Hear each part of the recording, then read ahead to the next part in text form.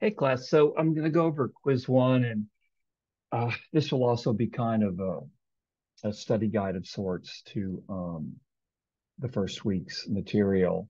So the first thing I would say is, as far as the first week, you don't have to take a look, or you don't have to read La Relation again, um, the reading that I had you look at. But I do want you to know the story of Dabaka. And it's just an adventure story. Think of it like that. It's an amazing adventure that the Spaniards run aground in what we think now is Galveston, and that Tabaka manages to survive and even thrive. And with three companions, walks across North America, all the way to almost to the Pacific Ocean, where he reunites with fellow Spaniards.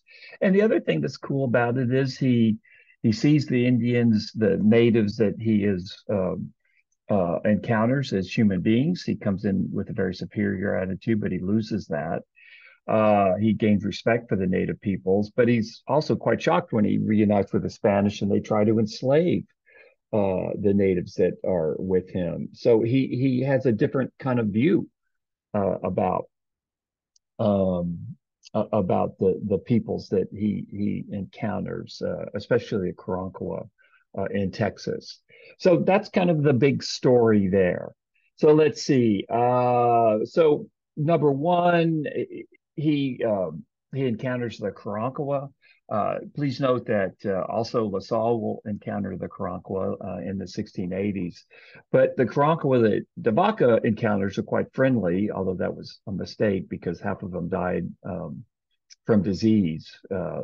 He talks about this in La Relation. Uh, Whereas the Karankawa that LaSalle encounters are very, very hostile. So they've learned their lesson. By the way, when I say you don't have to read the Vaca, the Word document, that doesn't mean that you shouldn't familiarize yourself with the podcast lecture on Devaka. And of course, there's quite a bit of interplay or between the two. So the Karankawa, and they were friendly to the Spanish. Let's see.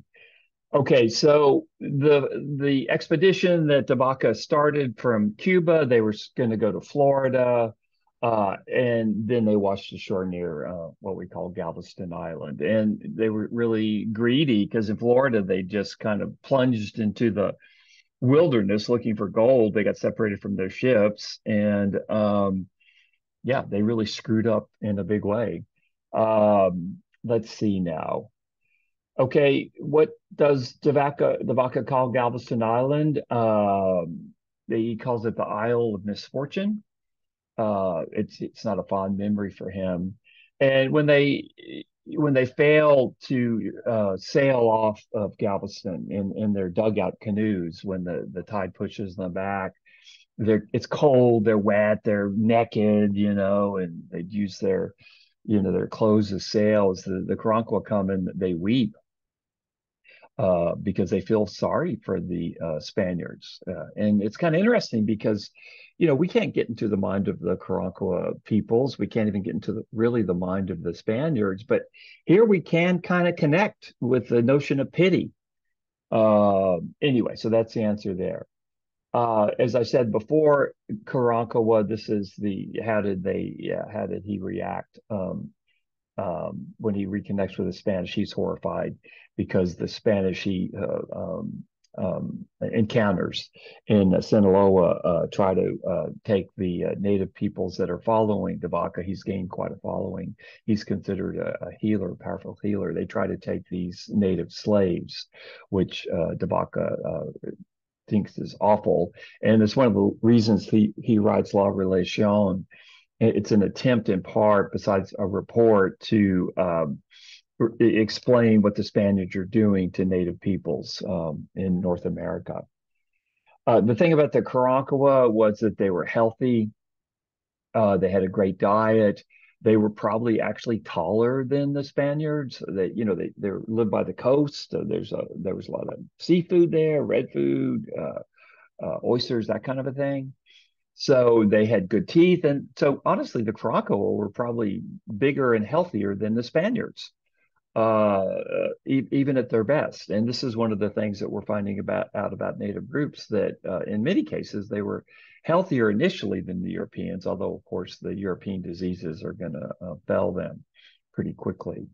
The Caddoan Indian group, one of the striking features is they're in eastern part of what's now we call Texas. The Caddoans also were in Louisiana. They were in Arkansas. The Caddoans dominated. You might want to think, if you're a football fan, it's the Southeastern Conference, right? And the Caddoan people in Texas were the westernmost Caddoan people. They had really peaked as a civilization hundreds of years before the Spanish arrived, but they're still around.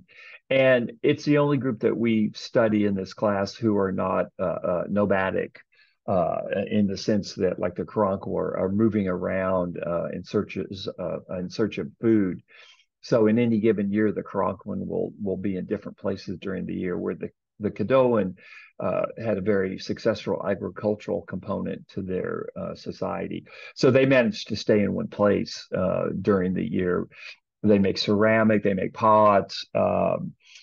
This is what makes the Caddoans, in the Spanish view, much more better candidates for Christianization than the other nomadic tribes in Texas. And let me remind you, there's tons of native groups I'm not talking about.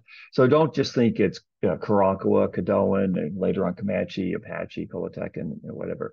There's Tonkawa. I don't really talk about the Tonkawa that much, but yeah, I'm just highlighting some Indian groups because I don't want to drive you too crazy with details. So the Caddoan, very, very different from the other native peoples that we talk about in Texas. Uh, La Relation, as I've talked about, how they identify. They're militant Roman Catholics. They'd spent hundreds of years driving the Muslims out of Spain, which they do successfully in 1492. So De Vaca calls the Spaniards the Christians. That's how they self-identify. What happened to the five Spaniards? They start eating each other, and he talks about this in the little excerpt I had you read. It's unbelievable that De Vaca would talk about that, because he's kind of calling out these people, because he puts their name down. I think I might have mentioned that in the podcast.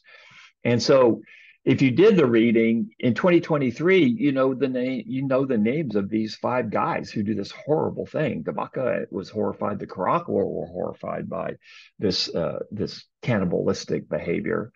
And it's very interesting to me that De Vaca made that choice to tell the story. It doesn't reflect well on the Spanish, does it? And that's one of the cool things about De Vaca, in the sense that he's a truth teller.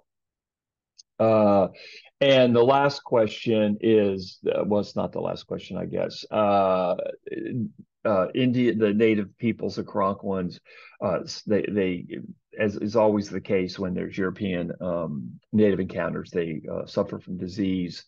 And De Vaca says something like half the Karankawa that he encounters, the peoples that die within a couple of months after the arrival of the Spanish.